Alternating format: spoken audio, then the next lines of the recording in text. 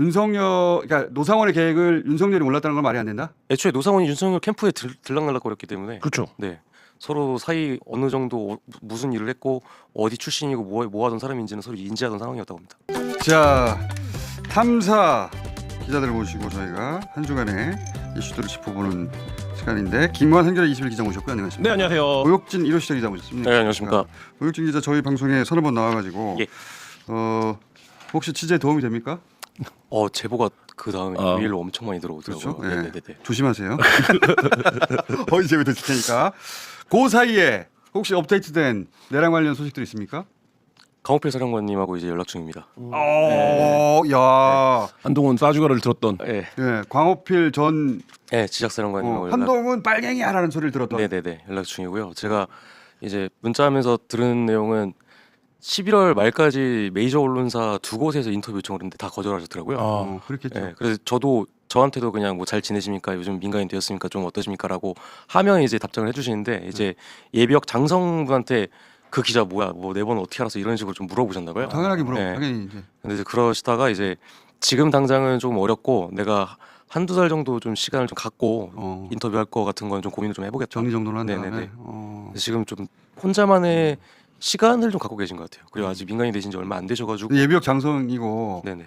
평생 있던 군에서 사실상 불명예 제대잖아 이게. 사실상 뭐 그런 셈이죠. 그렇지. 네. 자기가 지금 뭐 그 제대하고 싶었겠어. 네. 근데 상황이 그러니까. 네. 전체 상황에서 굉장히 중요한 진술을 한 사람이 돼갖고 그렇죠. 네, 이 양반은 그쪽의 얘기도 들었고. 네. 그렇죠.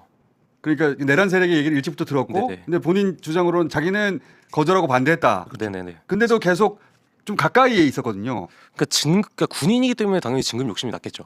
네네. 그러니까 그 사이 어디 회색 지대가 좀 있었던 네. 게 아닐까 싶기도 네네. 한데. 약간 좀 중간 사이에 좀 걸쳐 있던 좀 애매한 사람이었던 것 같습니다. 이 양반만 할 수 있는 얘기가 있을 것 같아요. 네. 예를 들어서 개헌 해제 후에 그 김용현한테 전화가 왔다는 거 아니에요. 네네네 맞습니다. 그리고 그 전화는 틀림없이 뭐 동원할 수 있느냐 이 예, 얘기 물어보라고 동원하라. 했을 텐데 근데 이제 그 강호필 전 사령관이 자기는 그런 전화인 줄 알고 피해버렸다는 거 아니에요. 이제 노상원의 전화를 거절한 겁니다. 아 노상원 참 네네, 노상원 맞습니다. 맞아 노상원 그 김용현이 노상원한테 시킨 거겠지. 예 맞습니다. 예 동원할 수 있는 군대가 네, 있느냐. 맞습니다. 노상원 김용현은 직접 곽종근 사령관이라든가 전화해가지고 할 수 있냐고 그랬더니 못한다고 그랬다는 거예요. 예 맞습니다. 예. 곽종근 사령관이 꺼줘 이랬다는 거 아니야. 계엄 실패했잖아 꺼줘 이렇게 했다는 건데 그러면서 노상원한테 전화해서 상원을 이제 어떻게 하냐 이런 말을 했고 노상원 씨가 나서가지고 지작사령관 전화했는데 지작사령관 전화를 안 받았다. 예 맞습니다. 그래서 2차 계엄을 시도하려고 해도 동원할 군인이 없었다. 예. 그래서 접은 거 아닙니까? 예 맞습니다. 그런 거죠 지금? 예. 근데 그 강호필 지작사령관과 인터뷰를 하게 될 수도 있겠다. 예 일단 지금 현재까지는 보류 상황이지만 일단 좀 더 고민해 보겠다. 참여도 있었고. 예. 네. 핵심 중에 핵심이죠. 그리고 그 얘기하셨잖아요. 작년 9월부터 그 HID 인터뷰하셨을 때 네네. 작년 9월부터 자기들은 한동훈 사살 소식을 들었다. 예. 그렇게 예. 그 HID로부터 들으셨죠. 예 맞습니다. 그날 동원됐던 예. HID로부터 9월부터. 예. 근데 제가 그거하고 뭘 연결이 됐냐면 윤석열이 하와이에 네.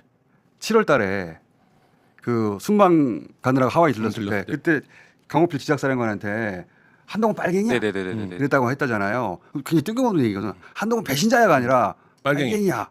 빨갱이랑 북한과 소통하고 빨갱이 아니야. 근데 저는 이거를 그 한동훈 제가 들은 사살설 버전이 예. 한동훈 북한군으로 둔갑된 누군가가 한동훈을 공격하고 사살하고 도망가다 이런 거였거든요. 북한의 소행으로 보이게끔. 예, 그렇게 만든다는 거였는데 윤석열이 그때 그 이야기를 이미 알고 있었던 게 아닐까? 그래서 한동훈이 그런 식으로 계엄 성공해서 죽고 나면 내가 뭐라 해서 한동훈 빨갱이라고 그랬잖아. 북한군이 구하다가 죽은 거야.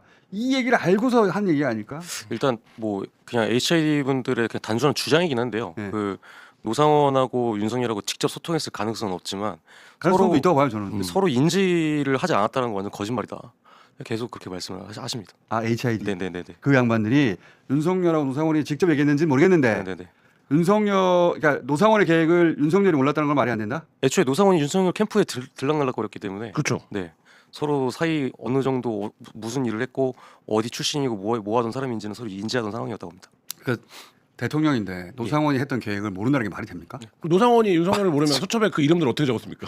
말이 안 되죠. 누구한테 받아 적은 건데. 네. 그러니까 윤석열이 저는 노상원이 그런 식으로 작전을 해가지고 예. 한동훈을 죽일 거를 그때 이미 알고 있었다라고 생각이 든다는 거죠. 그러니까 그 수첩에 첫 번째로 나오는 게 이재명 무죄 줬던 판사잖아요. 그러니까 정치인이 아니에요. 그럼 이거는 이재명한테 강한 원한이 있는 사람이 불러준 명단이라고 볼 수밖에 없는데. 군인들이 적은 게 아니에요. 그렇죠. 군인들이 적으면 그 판사가 첫 번째 올라올 수가 없죠.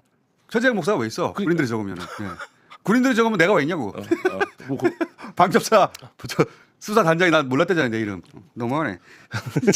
그분들도 몰랐대요. 거기 나오는 사람들 이름이. HI도. 네네. 예. 그러니까 그분들은 다른 세계에 있는 분들이니까. 네, 그렇죠.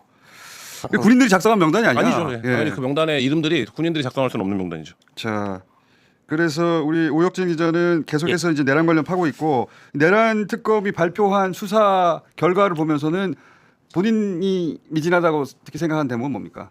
본인 취재 기관에. 특히 좀 아쉽고 그리고 어제 발표 끝나고 저도 이제 취재분들한테 쫙 연락을 돌렸는데 정보사 자체는 수사를 아예 안 한 거나 다름없다고 평가를 좀 정보사는 하시더라고요. 왜냐하면 정보사 같은 경우에는 압수수색이 아니라 현장 조사만 했거든요. 아 그래요? 네네. 그래서 군 안보 시설이다 보니까 압수수색 자체가 좀 힘들긴 한데 그 국정원도 압수수색을 하는데. 국정원도 압수수색을 했는데 이제 정보사는 왜 하지 않았는지 조금 제 입장에는 좀 이해가 안 갔죠. 근데 뭐 이제 정보사에 계신 분들은 원래 안보 시설은 원래 힘들어라고 이렇게 둘러는 되세요. 근데 특검에서 현장 조사 나오고 갔다라고 할 때마다 내부에서 자료 정리를 많이 했대요.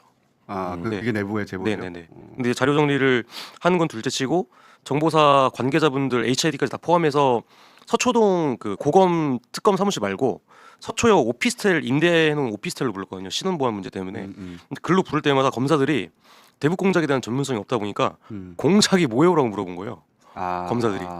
그러니까 이 사람들이 어떻게 움직이는지에 대한 네네네. 기반 지식이 너무 없이 네네네. 수사를 해서 네. 밝혀낼 수 있는 것도 못 밝혀낸 부분이 있는 것 네네네. 같다. 그래서 이기 이제 때 그런 전문성 있는 사람이 들어가야 되겠다. 그래서 이제 조사를 받던 분들 입장에서는 되게 답답했고 그리고 뭐 이런 걸 물어보냐고. 네네. 그래서 자기네들이 그러니까 특검이 만들었으면 와 이제 외환 혐의는 실제로 다 밝혀지고 적용해가지고 애들 다 무기징역이나 사형 구형할 수 있겠다라고 생각을 했는데 우리가 이렇게까지 얘기해줬는데 수사를 저 정도까지밖에 못했다고 좀 많이 답답해하십니다 지금. 아하. 현장 취재하던 기자들도 이제 물어보면 뭐 예를 들면 노상원 수첩과 연관성에서 드러나는 부분들 있잖아요. 예를 들면 국파공작원 관련 수사는 어느 정도 됐냐, 뭐 양구군청은 왜 갔던 거냐, 뭐 이런 거 물어보면 아 그거 하고 있다. 근데 하고 있다 지금 이제 끝나버린 거죠.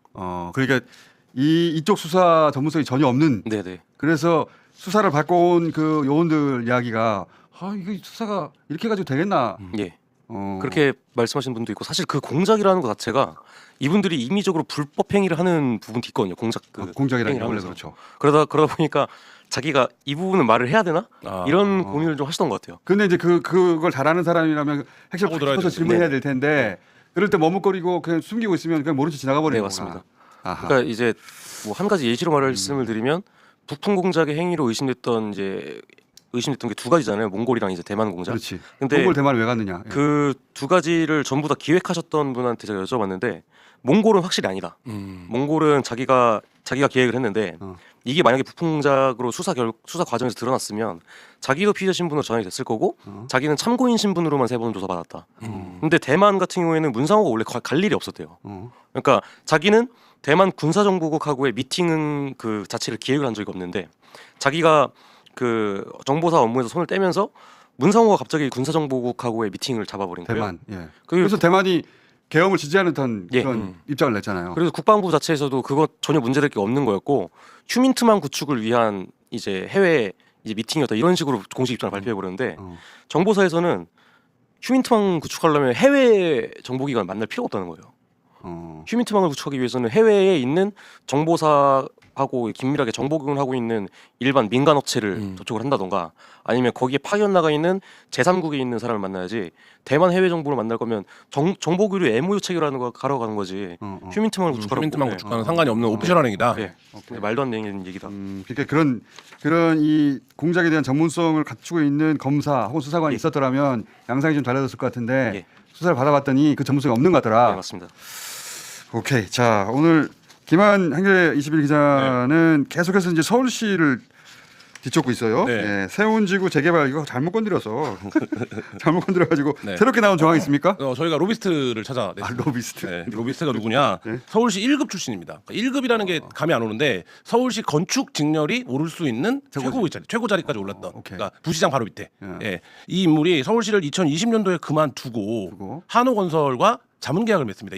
그 문제 한호건설. 네, 2022년도에. 근데 한호건설 그러니까 모두를 안 된다고 했을 때 한호건설 무슨 소리야? 우리는 다 해결할 수 있어라고 했던. 우리가 용적률 올려서 사업성을 높여갖고 올게라고 했더니 한호건설이 세운 4구역에 땅을 매집하기 시작한 무렵 자문계약을 맺습니다. 아하. 근데 이 자체가 공직자윤리법 위반이에요. 그러니까 취업을 하지 않더라도 자기가 수행했던 업무에 대한 자문을 맺으려면 신고를 해야 됩니다. 근데 신고를 하지 않았기 때문에 공직자윤리법 위반이고 이 자체가 2년 이하의 징역이나 5천만 원 이하의 과태료가 될 수 있는 이게 소위 이제 건데. 전관을 그렇죠.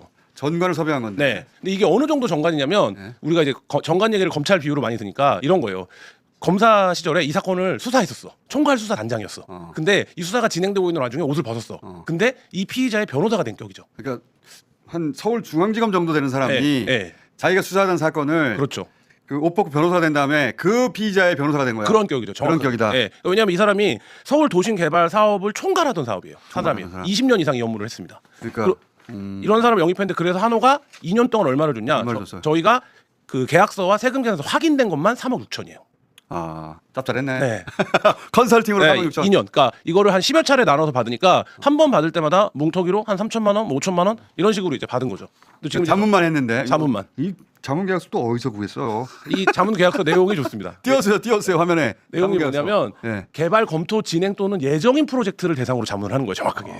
야. 한호가. 그리고 자문을 어떻게 해야 되냐? 효율적이고 신속하고 전문적이고 자세하게. 네.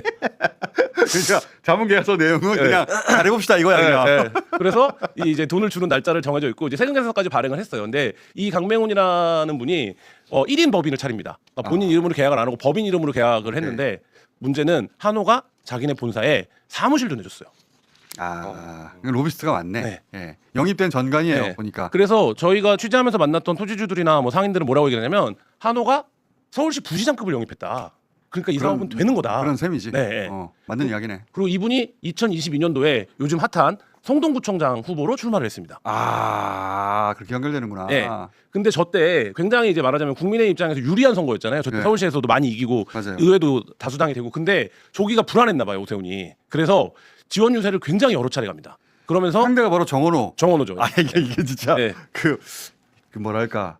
인생은 희한하게 엮여요. 네, 그렇죠. 지금 네. 그렇게 해서 이긴 정원호 성동구청장이 이제 후보가 돼가지고 오세훈과 붙으려고 하니까 그런 상황이죠. 그래서 저때 42%를 얻어서 정원호 구청장이 57% 정도를 얻어요. 네. 그래서 저때 뭐 그 격차로 지는데 그러니까 그게 이제 정원호의 개인기 같은 게 맞죠. 있어서 이긴 거죠. 사실 그렇죠. 오세훈 시장 입장에서는 굉장히 공을 들여서 지원 유세를 해줬고 그러면서 뭐라고 하냐 서울시 도시 정책의 최고 전문가였다. 그러니까 저 때 만약에 구청장이 됐으면 이게 더 힘있게 추진될 뻔했네. 그렇죠. 근데 저분이 굉장히 말하자면 그런 부분에서 뭔가 에드벌로를 띄우는데 능한 게 뭐냐면 성동구청장 출마했을 때 어떤 얘기를 하냐면 구글을 유치해 오겠다 그래요.